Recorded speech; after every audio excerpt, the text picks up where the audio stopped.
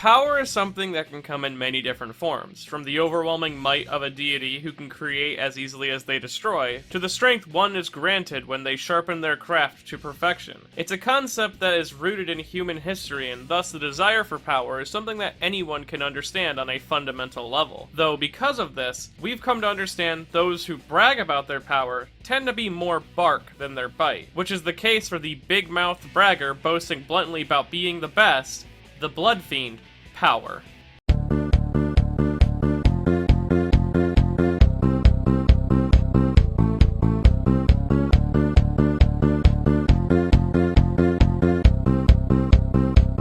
Power is a major character in the plot of Chainsaw Man and a member of Tokyo's Public Safety Devil Hunters Squad, specifically part of the Special Division 4. She originally started out life as the Blood Devil, but was weakened to the point that she became a fiend. Eventually, she was found and took in by Miss Makima, and quickly became part of her Grand Master plan. And soon, Power and Denji would be wrangled together to deal with threats directed at Japan, but more specifically, Makima. Though while Power claims to be, well, powerful, one of the most enjoyable aspects of her character is how much she boasts compared to her actual skill. Though before we get too into that, let's first understand the meaning behind her name and design. Power's design is certainly an interesting one, falling in line with the visual elements of fiends, which is there's something strange going on with their head. In the case of Power, she has blood-red horns growing from the top of her head, strange pupils, and a cat or vampire-esque teeth. At first it would appear that Power's design is given these cat-like features to give her a connection narratively to her cat Meowy, but it actually goes a little bit deeper than that, as Power seems to draw from a similar design template as Makima, this being Yogen no Nayuta, a one-shot Fujimoto produced prior to even Fire Punch, which features a strange girl with psychic powers, horns growing from the side of her head, and strange pupils, with an affinity for cats. The physical similarities between the two is seen best when Power gains strength and her horns grow more out from the side of her head. Along with this, Power has a similar diet and personality to Nayuta as well, especially after the Darkness Devil encounter. But one of the best scenes that connects the two comes when Nayuta causes an apocalyptic-like event by summoning a bunch of psychic-powered swords and rains them down on the people below, which is recreated in the final arc of Chainsaw Man when Power surprisingly returns from within the Chainsaw Man and creates a huge wave of blood weapons, some which target her designed sister, Makima, specifically. And another connection between these two ties back to Chainsaw Man's own core influence, that being Fooly Cooly and Hara Hara Haruko. From aspects of her design down to her relationship with the main character and their overall personality, Haruko and Power are very similar, as they are both non-humans who develop familial bonds with the main character then bully them for it, along with both of them being hyper-aggressive with anyone besides the lead, and even having a specific scene where Haruko and Power both hit their respected leads with a vehicle, which in turn leads to a critical plot development for the story. Along with this, both Power and Haruko have a close relation with a cat. In the case of Haruko, it's Naota's family cat, Meowy, who she uses as a communication relay between her and the Galactic Patrol, where Meowy is Power's cat who helps her understand human emotions more. So in a sense, they both help them communicate, one just is more metaphorical than the other. Finally, we both have that Makima and Power dress up in a nurse costume very similar to the disguise worn by Haruko during the series, which in itself is a reference to Shina Ringo, who is the inspiration for two of the best girls from Guilty Gear, a statement I will not regret. And speaking of Makima and Power's connection, Power's name comes directly from Makima, and is in direct reference to the branch of angels of biblical mythology, that of course being the power or authorities, which are angels that have the power over evil forces and are able to restrain them from doing harm freely whenever they want. And while acting as guardians of heaven, they also are tasked with the job of keeping history and organizing ideology, philosophy, and other information pertaining to studies. And due to these responsibilities, powers are often considered to be proud of their position in heaven.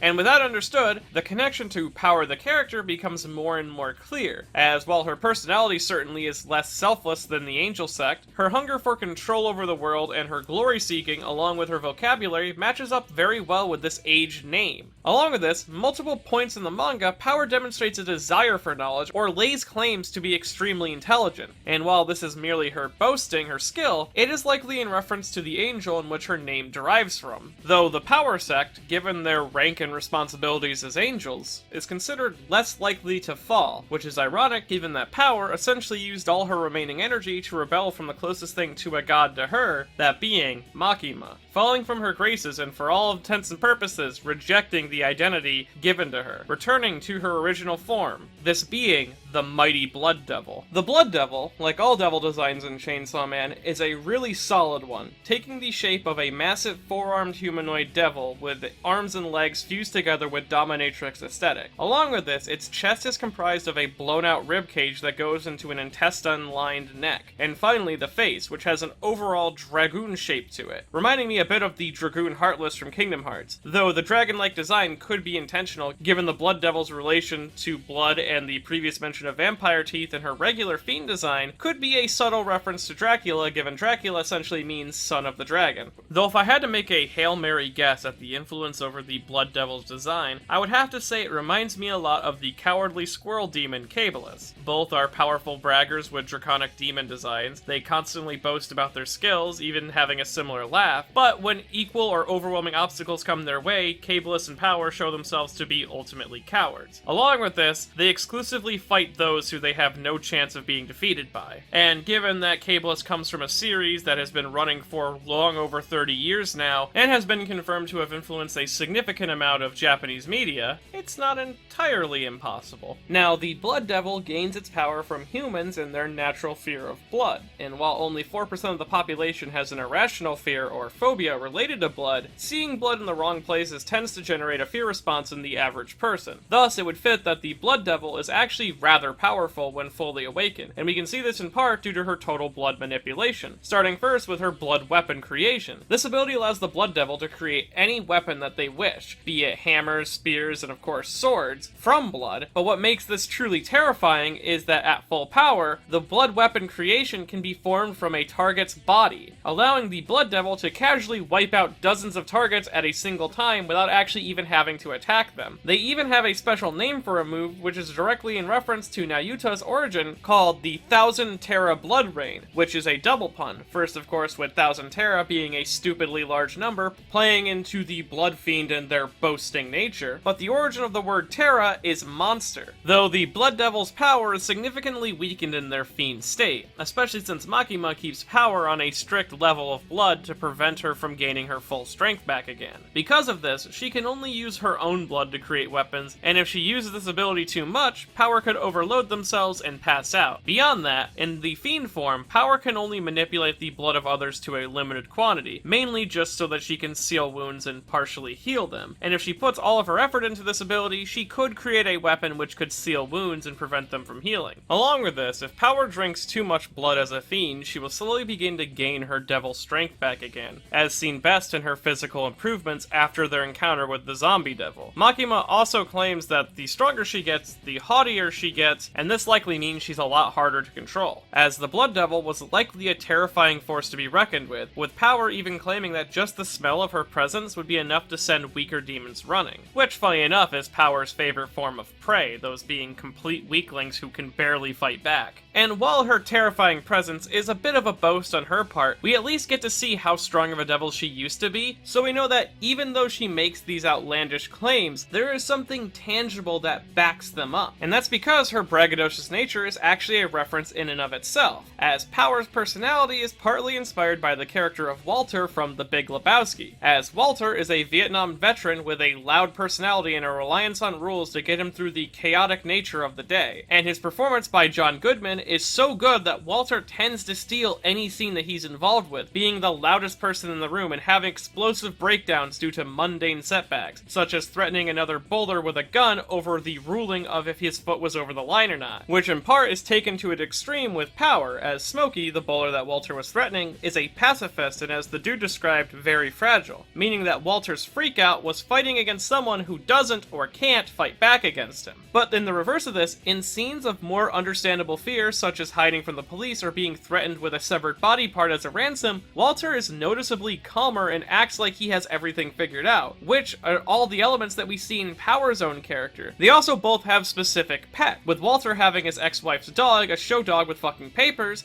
while Power has her cat Meowy. And speaking of Meowy, their meeting is one of the most important parts of Power's growth as a character, as she met them back when Power was living in the wild as a fiend. the cat approaching her due to a rough patch in its life, being both starving and sickly, and wanting to fatten the cat up so that she could enjoy it as a meal, Power adopted them and began feeding and caring for it. And because of the care that they were receiving, Meowy obviously began to grow affectionate towards Power, causing the Blood Fiend to perceive blood differently for the first time, as in the environments of hell, care and nurturing are foreign concepts, so the Blood Devil never got to experience the warmth of living blood, a warmth that is likely the byproduct of love for whoever is producing that blood. And due to her connection to Meowy, we get to see Power fully shift as a character throughout the whole of the story, starting first as a traitorous devil whose introductory arc is all about leading Denji into a trap, also that she could get her beloved cat back, as they were being held hostage by the Bat Devil, and while her betrayal was dickish, her motivation is understandable, along with the regret she feels after being betrayed herself, allows the reader not to write her off right away. Though after Denji defeats the Bat Devil and saves her cat, Power and Denji begin to bond rather quickly. This bond grows into something stronger over time, as Power becomes extremely attached to Denji as a buddy, wanting to impress him and be praised by him for her actions, but it becomes clear that her feelings go beyond just that, as post the journey to hell and their encounter with the Darkness Devil, Power is traumatized by the events and leans on Denji for support specifically, and begrudgingly, he helps her deal with her PTSD, bathing with her and helping her sleep at night. Eventually, Power would demand that Denji takes her blood as reward for taking care of her, and as an apology for the way that she's been treating him throughout the entirety of the series so far. One of the first times in the series we actually see her genuinely apologize for her actions, and she even refuses to let him turn her down on this offer. And honestly, from the moment that Denji saved Meowy, a lot of the symbolism used between the two is very romantic in nature, at least from Power's perspective. From, of course, Power allowing Denji to squeeze her breasts as a reward for helping her in Chapter 12, all while Power is wearing a 76.1 t-shirt, which is the Japanese Love FM station, and she allows him to even touch her actual chest instead of just her breast pads. Then, of course, her return from bloodletting in Chapter 52, where she sees the flower Denji explicitly bought in a romantic gesture towards Reze, and assumes that they're for her, as a way of celebrating that she is out of blood draining, though Denji just eats them. And speaking of eating, Denji also is shown multiple times throughout the series to eat the food that Power doesn't like, specifically the vegetables. But of course, the clearest affection towards Denji from Power's perspective is seen through Chapter 71, with them sleeping and bathing together, and Power even caressing Denji's face at night. And in the blood exchange scene that I mentioned earlier, Fujimoto clearly went with sexual imagery to demonstrate this exchange of blood. I mean, it's quite literally an exchange of fluids. Though, the capstone of this all is seen in Chapter 81, with Power being the only one to remember Denji's birthday, coming to celebrate it, but, this being Chainsaw Man, it of course ends in tragedy. Though this is not the end for Power, as in Chapter 90 and 91, we see a scene that shows Power's overwhelming affection towards Denji, as she does the impossible, as the blood that was taken as an apology is used to fully revive her as the Blood Devil, and in this form, she is able to oppose Makima, but more importantly, due to her feelings towards Denji, she overcomes Makima's control devil power, escaping her commands and pulling Denji away into a dumpster, and in a moment that references the first chapter in the series, a contract is formed between Power and Denji, as they talk for one final time.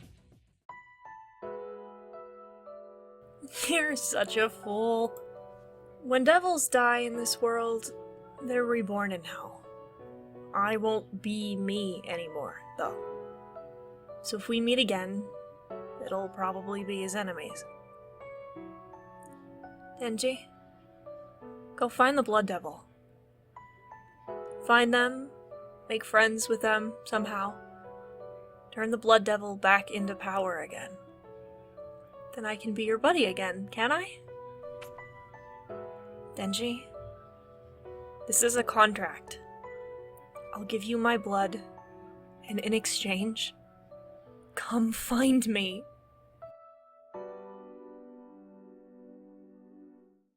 What makes this scene so, well, powerful is that Power knows that she will die, and not in a way that she'll come back from this time, as fiends aren't their devil counterparts, and when a fiend dies, their personality dies with them, and the original devil is reborn in hell. So when Power tells Denji to find and befriend the Blood Devil, she is fully aware that if he accomplishes this, then the friend that he will make won't be her. At least not her specifically. So in a way, she is fully accepting her own death here. Thus, when she signs this contract with him, she seals it with a kiss. A final goodbye to her only true friend. And even though it's clear that Power's feelings are one-sided, Denji still loved her, at least as a little sister. And their whole interaction, from the slightly incestuous context to the idea of finding someone who looks exactly like someone else, could harken back to Fujimoto's own previous work on Fire Punch, with Agni and his relation with his sister Luna and her lookalike Judah. Though if we're talking about references, Power's goodbye, along with Denji's total separation from Makima, is partly in reference to one of Fujimoto's favorite movies, called Vanilla Sky, with the naming of the following chapter being Vanilla Sky in the volume releases. The ending of that movie having Tom Cruise's character choosing to wake up from a lucid dream gone bad and re-enter the real world through a literal leap of faith, which matches up well with the plan that Denji decides on in his final gamble against Makima, along with Power being the person to sort of pull him out of this dream. Though it should be mentioned that this final gamble that Denji makes wouldn't be as possible without an assistance from Power, whose contract allowed Denji to create a chainsaw from Power's blood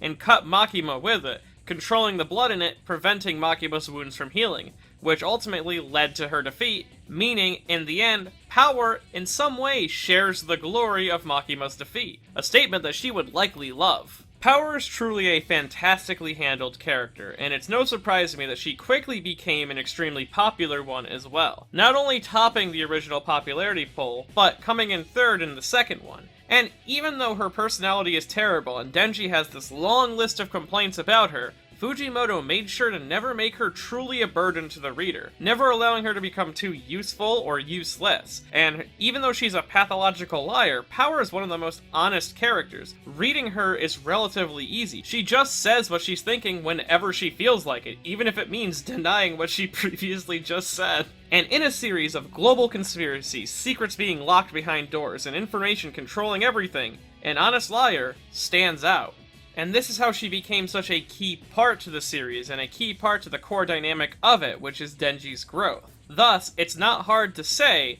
that part of what makes Chainsaw Man as a series works belongs to the glory of Power.